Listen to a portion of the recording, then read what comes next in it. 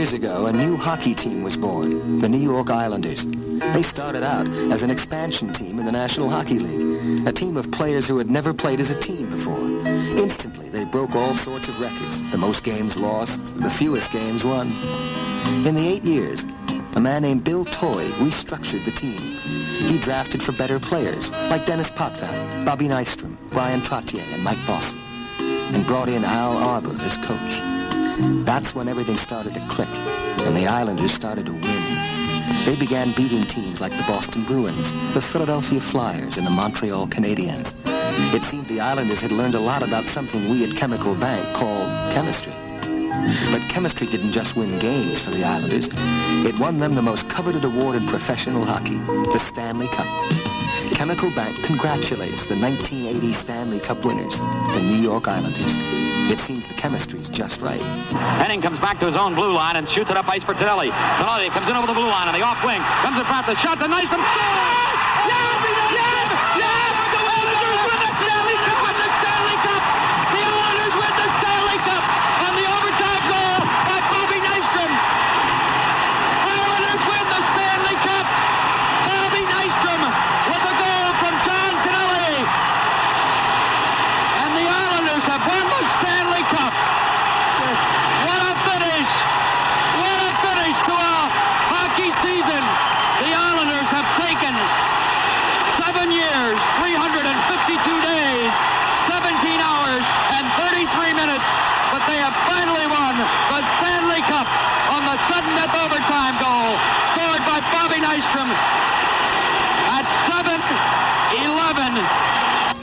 This is the story of a hockey team. A team which in just 8 short years managed to reach out and grab what professional hockey teams have been battling for the last 87 years, the Stanley Cup.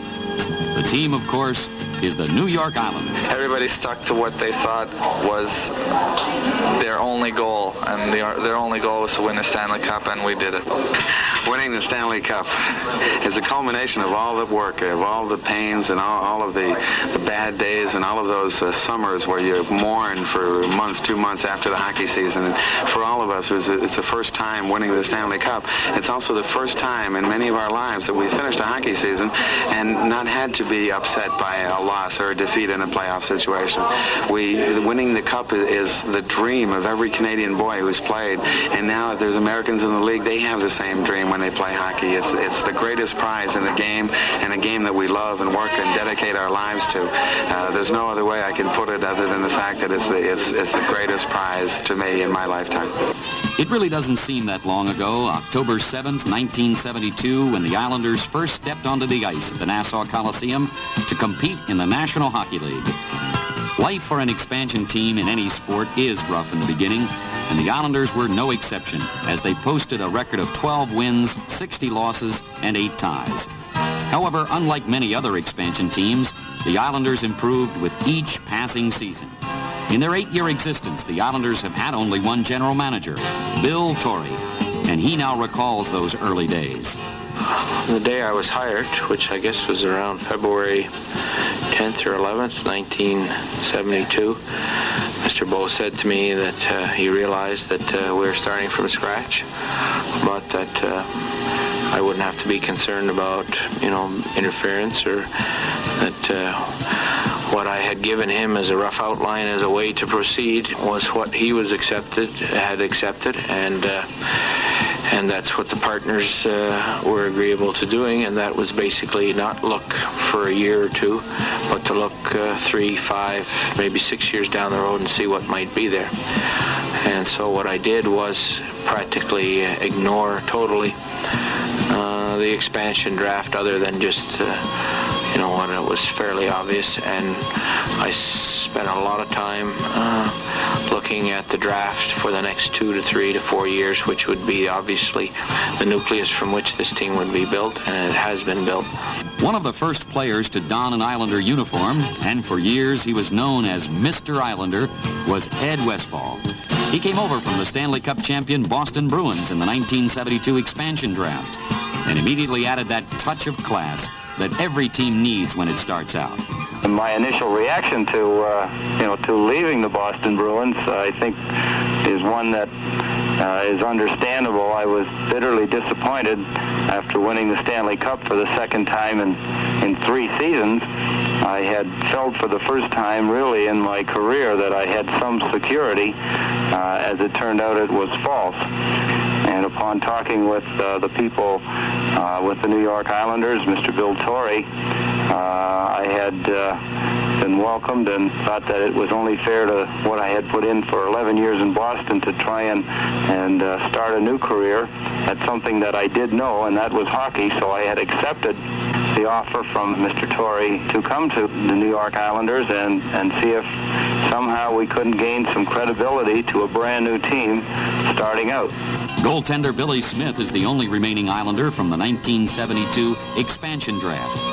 He has known both the good and the bad times, as he now recalls. Well, first of all, I started out with the Los Angeles Kings, and then in 1972, I was left open on the draft, and the New York Islanders picked me up, which I thought at the time was a very big opportunity for me to play. The first 2-3 years with the New York Islanders, we didn't really have too much talent, and we suffered along through those years, even though I found it very exciting. But then, fortunately, we got guys like Dennis Potvin and Brian Truddy and Mike Bossy, and the team started picking up. In 1979, in the playoffs, we were beat out by the New York Rangers, which was a very upsetting year for the New York Islanders, being beat out by the New York Rangers. Then we moved on to 1980, where we started out very badly. We didn't have much chance of doing anything until we made several good trades. We got Kenny Morrow, then we got Gordie Lane, and then the biggest trade of all, we got Butchie Goring. And we were very fortunate to move right along in the playoffs. We had several great breaks and some great opportunities, and we ended up winning the Stanley Cup, which was probably the highlight of everybody's NHL career. Other members of that first Islander team who helped contribute to the winning of the Stanley Cup in 1980 were Lorne Henning, Gary Howitt, and Bob Nystrom. They were all Islander draft choices that first year. In their second season, the Islanders again came up winners at the amateur draft when they selected Dennis Potvin. Summer 1973, I was drafted by the Islanders, and at that time I was really happy to have been drafted number 1 in the country, and that was a goal that I'd been going through, that I had in my mind throughout of junior hockey. And coming with the Islander team, knowing that it had a poor record the season before, but also knowing that there was going to be a coaching change, and my junior coach had told me that Al Arbour would take us under his wing and show us how to play hockey, and especially help me to play defense in the National Hockey League. And that's exactly what happened. And through those early years, we weren't a championship team or anything, but what happened is that the players grew, and the players grew in confidence and talent, and the team grew together. And I think that that's the best ingredient that ever came out of those first years, the patience and the work put in to this hockey club by the management, by Al Arbour especially. On June 10th, 1973, the New York Islanders hired Al Arbour as coach, and he has been at the helm ever since. In 12 seasons as an NHL player and 19 seasons in professional hockey, Arbour has been known as one of the more steady defensemen. In their first season, the Islanders allowed 347 goals. In Arbour's first season behind the Islander bench, that figure dropped dramatically to 247. Al Arbour recalls the transformation the Islanders have made from cellar dwellers to the occupants of the executive suite. Well, I recall when I first joined the club and at the first training camp, after looking at all the players who were there trying out, I thought that it was going to be a long time till we ever could get to the Stanley Cup. So we decided to go with kids, but after a couple of months, some of the players that we had certainly showed a lot of encouragement for me. Players like Howitt, Nystrom, Dave Lewis, Andre St. Laurent. These players were just continually working in the afternoon and in the morning and never giving up, and it really caught on with the club. And at that time, I felt that we could surprise a few people in a short few years. In their third year, the Islanders made a dramatic turnaround, posting a record of 33 wins, 25 losses, 22 ties, and making the playoffs for the first time. The Islanders' first trip to the postseason play is an interesting page in their history. In the quarterfinal round, they found themselves down 3-0 against Pittsburgh, but they roared back to win the next 4 games and the series. And all Islander fans will remember Chico Resch kissing the goalpost. It was only the second time in NHL history a team came from behind 3-0 to win a playoff 7-game series. In the semifinal round, they found themselves in the same situation against Philadelphia this time. Again, they came back, winning 3 straight before losing the 7th game. The Islanders' captain of that team, Ed Westfall, recalls those 2 incredible series. 1975 was the really birth of recognition for the New York Islanders.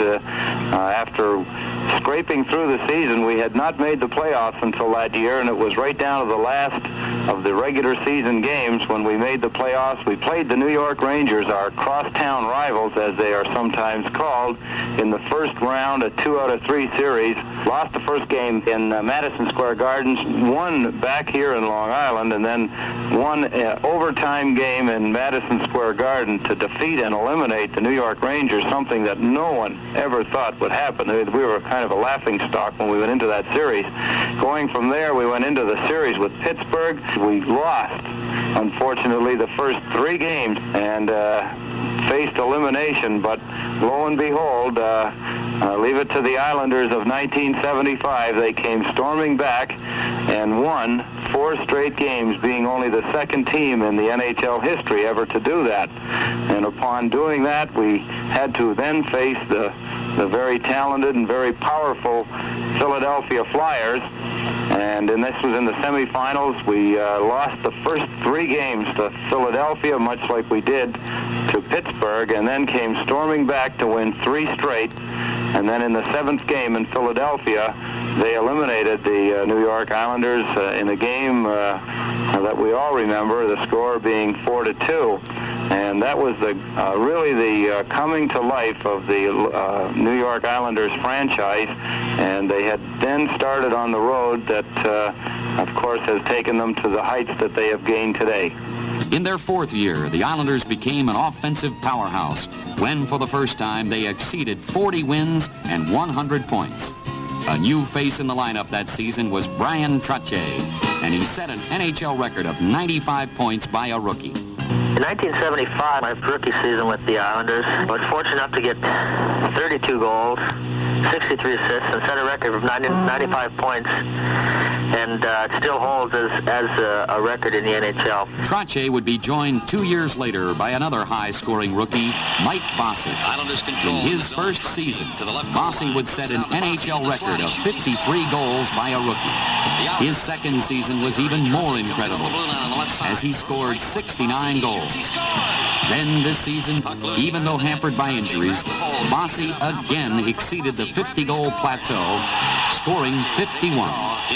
Between Bossy and Trottier, the Islanders had the most awesome scoring combination in the National Hockey League. Playing with Bryan is you know, it's been a lot of fun for me. I didn't know who I was going to play with when I first came to the Islanders. I didn't know who Bryan Trottier was when I came here. I had heard about him, but I didn't know who Bryan was, the person, and who Bryan was, the hockey player. It didn't take me long to find out that Bryan was one heck of a hockey player, one heck of a centerman, and it seemed that as soon as we started playing with each other, that things started working well for myself and for him. After my first year, I finished my rookie season with over 50 goals, and Bryan, got over 120 points, and I think that was a first for him too. So, it was a lot of fun for both of us, and Bryan's my best friend I have on the team. So, and I'm not shy to say it either. We get along extremely well. The 1978-79 season was truly a great one in the Islanders' history, as they led the National Hockey League in overall points. However, it all came undone in the playoffs when they were upset by the Rangers. Then came the 1979-80 season. The Islanders dipped to 91 points, 5th best in the league. A pretty good year ordinarily, but not when compared to the previous season. Upon closer examination, however, it becomes evident what happened. Injuries to key players. Dennis Potvin out for 49 games. Bob Nystrom out for 14 games. And on it went. But the 1979-80 season did have one incredible occurrence. It was the night of November 28th when Billy Smith made National Hockey League history. Delayed penalty coming up against the Islanders. The Rockies have control of the puck. Delorme comes in over the blue line on the left side. He feeds the right point to Ramage. In front to Deblois. He shoots, saved by Billy Smith. Rebound to his left. Taken by Ramage. He tries to feed the right point. There's nobody there that's going the full length of the rink. It's going to go in the net. It's a goal for the New York Islanders, and they've tied the score at 4-all. And Billy Smith should get credit for that goal. He was the last one to touch it. We'll check on the scoring later, but the Islanders have tied it up on an empty net goal scored by Rob Ramage of the Colorado Rockies that should be credited to Billy Smith to make National Hockey League history. Billy Smith was indeed credited with a goal and thus became the first goalie in NHL history to accomplish this feat. In 1980, I was very fortunate to be the first goalie ever to score a goal against the Colorado Rockies. At first, it was credited to Davy Lewis, but then after the game, when they saw it on the replay, Eddie Westphal was the man that ended up picking it up, and the goal was credited to me. It was very exciting. There was a lot of good publicity brought from it, and it was really a big highlight in my career, in which both the stick and the puck are going to end up in the Hall of Fame, and my name will be in the record books forever. The first half of the season was nothing to write home about, as the Islanders posted a rather blasé record of 17 wins, 17 losses, and 6 ties. But in the second half, the pieces that were to be a part of a Stanley Cup puzzle were being inserted. On February 28th, a young man fresh from the U.S. Olympic hockey team, Ken Morrow, joined the Islanders. Little did he know that 3 months later he would live the second dream of a lifetime.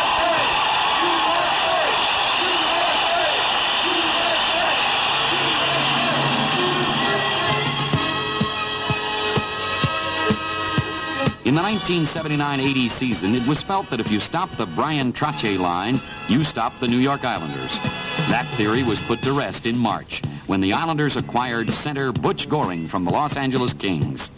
Goring would anchor the Islanders' number 2 line, and from the day he joined the team until the end of the season, the Islanders would not lose another game, 12 straight. General Manager Bill Torrey comments on the acquisition of Goring. There's been so many things written and said about it, some of which, carry it really out of its honest context. But I think any trade you make the timing of the trade is almost as important, or can be almost as important as the actual trade itself. We were looking for a position and a certain type of player, and there are not a lot around. We had to pay a high price to get the player, but it was a price that we could afford to pay, thanks to the development of some other aspects of our team this year. Our assessment of Butch was that he had had 7 or 8 years of a lot of hard work and a lot of frustration, that he was a winning team type player, and that an opportunity to be on a Stanley Cup championship team would be something that he would work even harder for. He just creates excitement, he generates enthusiasm, and that's something that money can't buy. And certainly I think the ingredient that he has brought is that hustling, all-out, hard-working effort. And the talent is obvious. The other aspects are not always, but they have proven to me to be more important than just the basic talent. The Islanders closed out the regular season on Saturday, April 5th, with a 2-1 conquest of the New York Rangers. Now it's on to the playoffs for the 6th straight season. This time there would be no heartbreaking defeats, no bitter upsets. This time the chemistry is right. It belongs to the Islanders.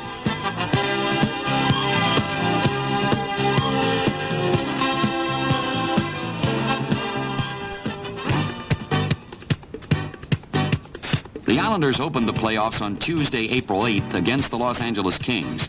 The Islanders definitely are a 2-goalie team. Between Billy Smith and Chico Resch, they have as formidable goaltending as there is in the NHL. Coach Al Arbour felt that Billy Smith had the hot hand, so Smitty would start the first game against L.A.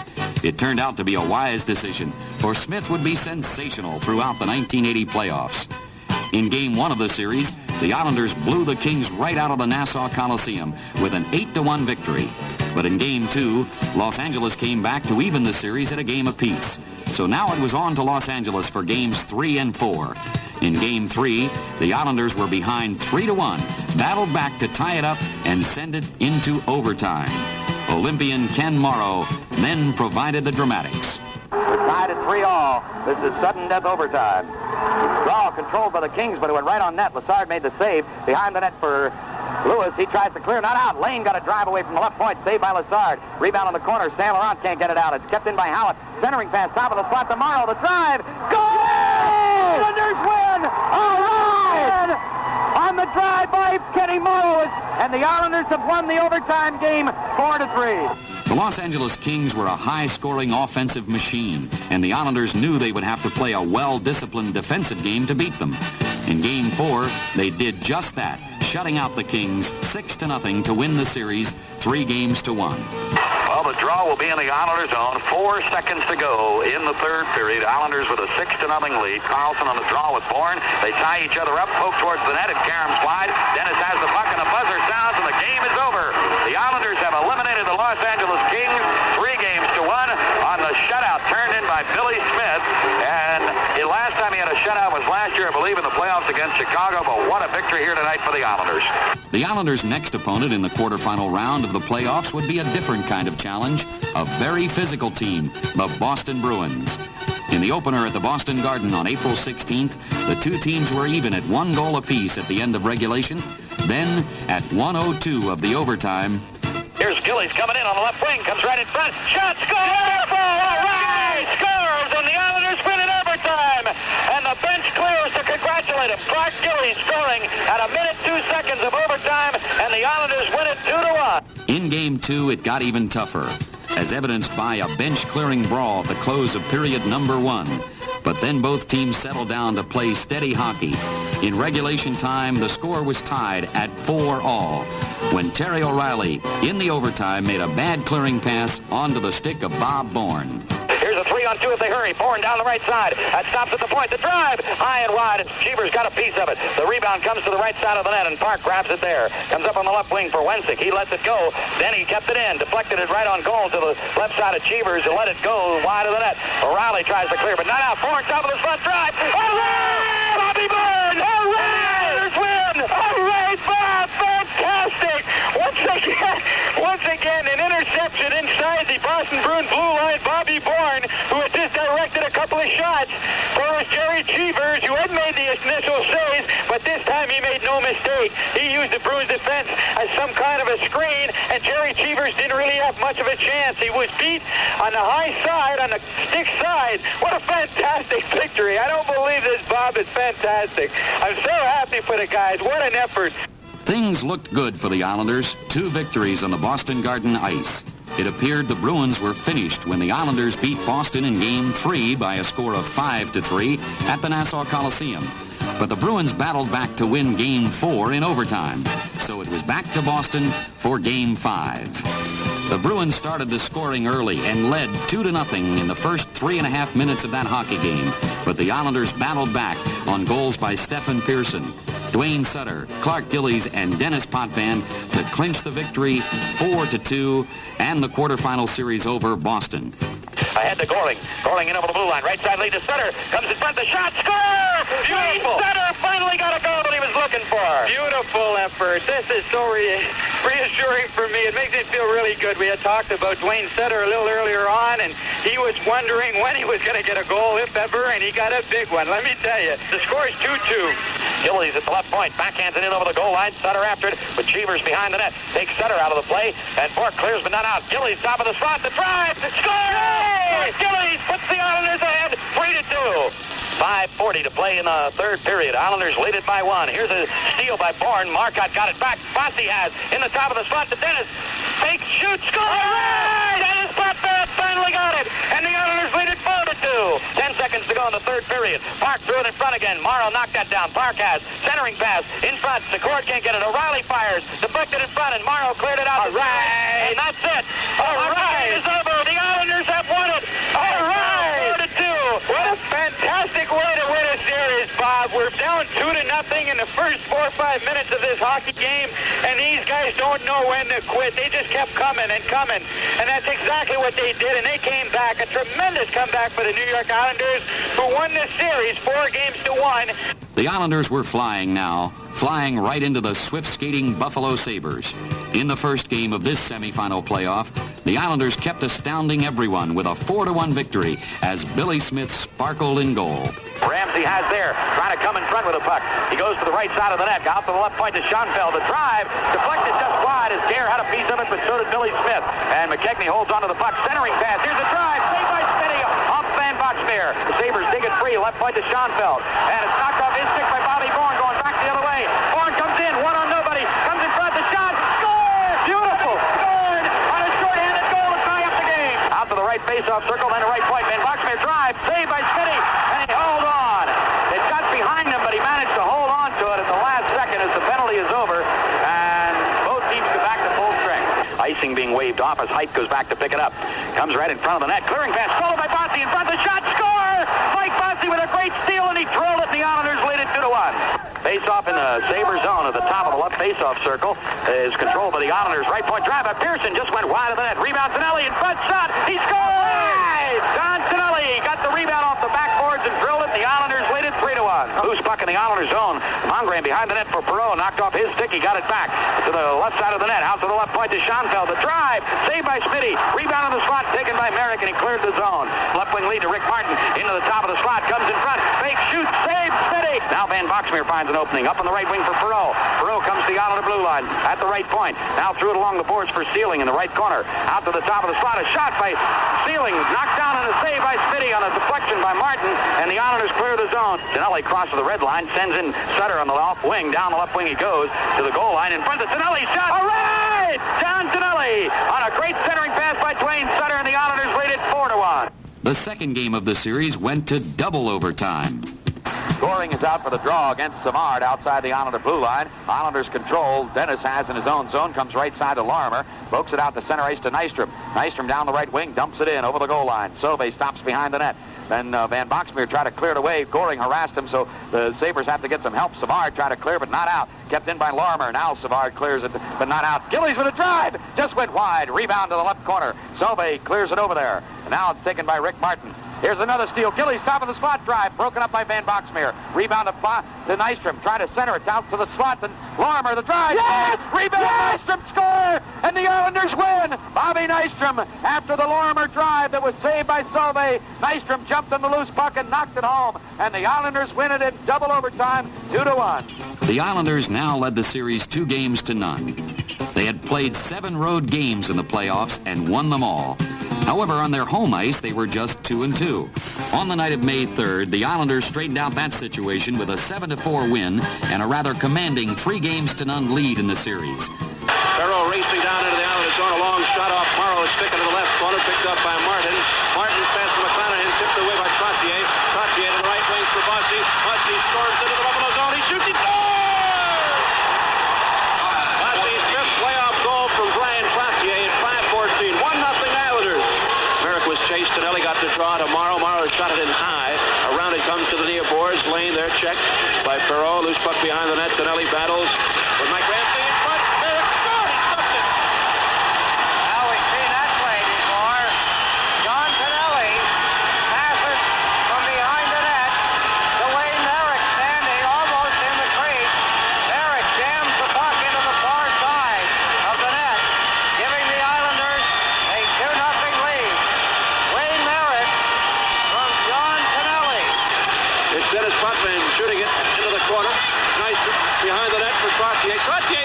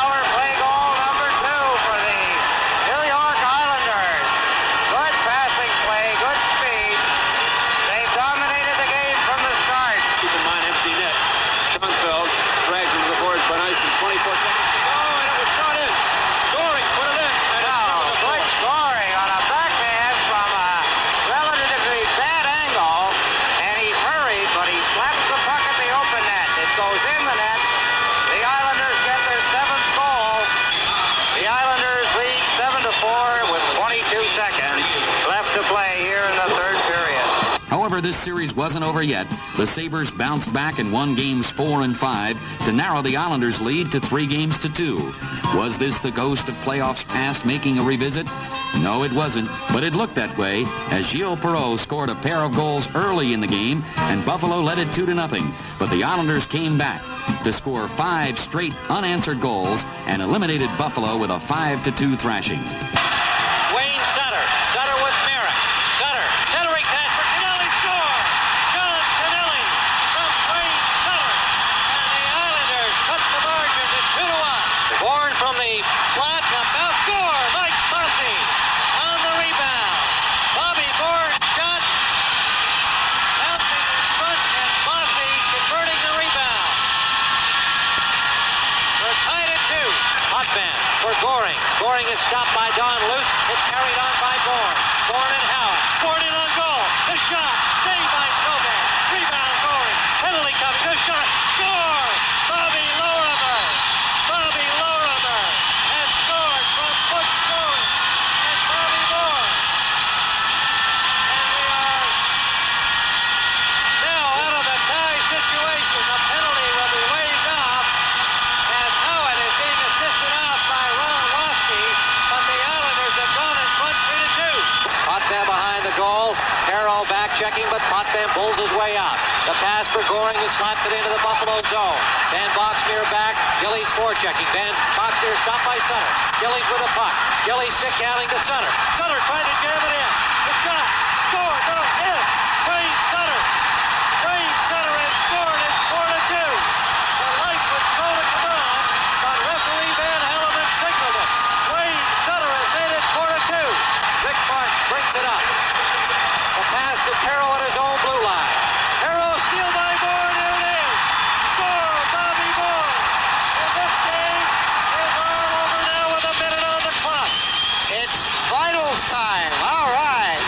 For the first time in Islander history, they were in the Stanley Cup Finals against the regular season champion Philadelphia Flyers. Up to this point in the playoffs, the Islanders had played every kind of hockey imaginable. Coach Al Arbour had said they had played Los Angeles, a team that was known for their scoring punch, and had won. They had played the Boston Bruins, known for their physical style, and the Islanders had won.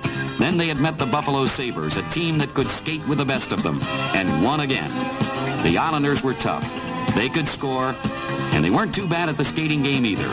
But Philadelphia was coming off a sensational season. They were the overall point leader in the regular season. They had also posted an incredible 35-game undefeated streak. If the Islanders were to win the Cup, they would have to do it against the best. In the series opener, it was a seesaw game of hard skating, tough checking, and strong goaltending. Regulation play ended with the game tied at 3-all. Then, in overtime... Down to 25 seconds now on the Islander power play at sudden death overtime, tied at 3-all. Early in this sudden death overtime, Islanders have the puck. Time for another rush. Goring starts up ice. Gives to Kenny Morrow. Left side lead to Dennis at the red line. Veers to his right. Comes in over the blue line. At the right point. Puts on the brakes. Now sets up. Comes left side to Morrow. He threw it in over the goal line to Bobby Nystrom. Nystrom bumped off the play by Buzniak. Trying to force a draw behind the net to Tonelli in front. Not Dennis. Yes! He scores! Dennis Potvin scores the overtime goal. And the Islanders win it 4-3 in overtime. The Flyers came back to win Game 2 and even the series at a game apiece. So now it was back home to the island for the next 2 games. In Game 3, the Islanders blew it open early. Lorne Henning started it with a shorthanded goal. Then 3 power play goals made it 4-0 after 1 period. The Flyers come back out of the zone again. Leach has the puck at the red line. Throws it over in the left wing for Brian Propp. Knocked off his stick nicely by Bobby Bourne. Ahead to Henning. Comes in with a drive. Score! Yes! Lord Henning! A short-handed goal! And the Islanders lead it 1-0. Dennis comes to the blue line. Top of the spot. Right down the middle. Shot! Save! Rebound! Score! Dennis Potvin took the shot in the slot. Got his own rebound and knocked it in. And the Islanders lead it 2-0. Islanders control the draw. Dennis right point. Top of the slot to Bossy. In front. The shot by Gillies to score. Beautiful goal. I think deflected it in front of Gillies, and Gillies knocked it home. Dennis stick handling there. Now looking for a way in. Sends Gillies in on the left wing. Puck hopped over his stick. He dropped it for Bossy. Bossy right in front with a drive. Score! Mike Bossy with a power play goal from the right of the slot, and the Islanders lead it 4-0. The Islanders were sizzling on the power play. In the second period, they connected for 2 more to make it a 6-0 game. Islanders leading at 4-0, Goring out to take the draw in the Flyer zone to the right of Mir. Bobby Clark's there. He wins the draw from Goring in over the goal line to Barber. He goes behind the net for McElhaggy. Bumped off the play by Bourne, but Barber grabs the puck out to the center ice. The pass comes from Clark, but Pearson knocked that down. Now Gillies comes back in with a drive. Score! Clark Gillies from the left point. Drive went right by Mir's glove hand, and the Islanders lead it 5-0. Islanders have scored on their 4 previous power play chances, this being their 5th of the game. They also have a shorthanded goal scored by Lauren Henning, the first of the game. Trache out with Fosse as the forwards, Pearson and Dennis on the back line. Flyers' 3 skaters are Bobby Clark, Daly, and Dupont. Islanders control the draw. Dennis in the slot, shot, score! Dennis with a wrist shot, went up over Mir's left shoulder. Another power play goal. Islanders lead it 6-0. The final score was 6-2, and the Islanders were back up by a game. 2 nights later, they would be up by 2 games when they again beat the Flyers 5-2. The Islanders were leading 2-1 after 2 periods, but it should have been more. Philadelphia goalie Pete Peters was having a spectacular night in goal. Finally, at 6:06 of the 3rd period, Brian Trache put one by him. Howard lugs it out over the blue line, veers to the right side, comes in over the Flyer blue line on the off wing. Drop pass in the right face-off circle. Trache shoots. He scores! Brian Trache, with the assist from Gary Howard, has put the Islanders in front 3-1. But the Flyers bounced back to make it a 1-goal game again when Ken Linsman scored at 11:53. But in a span of a minute and a half on goals by Bob Nystrom and Clark Gillies, the Islanders scored twice and clipped the Flyers' wings. One more victory and the Stanley Cup would reside on Long Island. But that victory didn't come in Game 5 as the Flyers clawed back into the series with a 6-3 win on Spectrum Ice. So now it was back to the island and Stanley Cup history. The game started in Philly's favor, but it was a long way from being over. Here's Spinelli in over the blue line at the left point. Tries to go around. Wilson comes in front. A centering pass. Loose in front. Shot by Fosse. Save. Rebound. Score! Dennis Buckman got the rebound. And Islanders have tied it up on the power play goal. The Flyers gone berserk complaining on the goal, but it will stand. Here's Gillies down the left wing. Bumps in over the blue line. His return pass to Goring. Centering pass. Sutter shot. Score!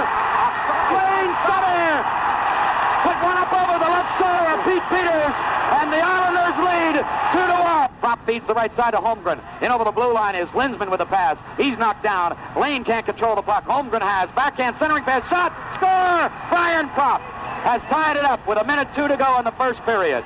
Pearson down along the right wing boards behind the net to Trache. Out of the slot to Bourne. The drive. He fanned on it. Fosse shot. Score! Yes! Bourne fanned on the shot.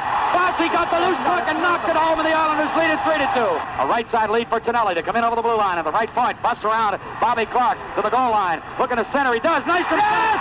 Yes! All right! Threw it in front to Nystrom, and he knocked it home, and the Islanders lead it 4-2. In the 3rd period, the Flyers, battling for their lives, evened things up, and this one was headed for overtime. In playoff games, the Islanders had won 6 out of 7 overtime games. They had us right where we wanted them. Flyers win the draw, clear the zone, but Blondman gets it back at his own blue line. Right side to Pearson. Up ice to Henning. He deflected it into the zone. Flyer Islanders racing after the puck. Nystrom interfered with, but no penalty called. Nystrom collides with Daly behind the Flyer net. Puck is loose there, cleared over the boards, but not, and comes out to center ice. Pearson stops it there for Henning. Henning comes back to his own blue line and shoots it up ice for Tonelli. Tonelli comes in over the blue line on the off wing. Comes in front of the shot to Nystrom.